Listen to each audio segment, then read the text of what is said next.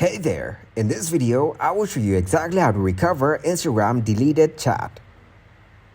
Open up the Instagram app.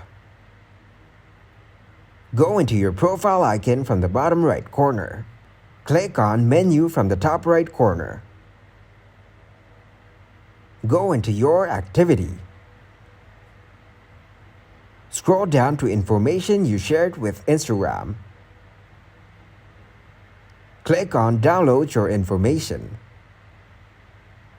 Now request a download by clicking on its button. Select Information. You can select the information as complete copy or types of information. Click on the Select Types of Information option.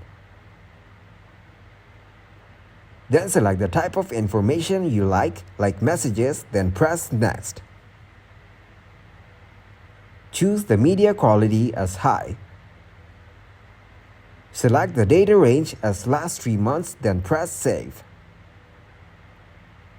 Set the format as HTML. After that, tap on Submit Request.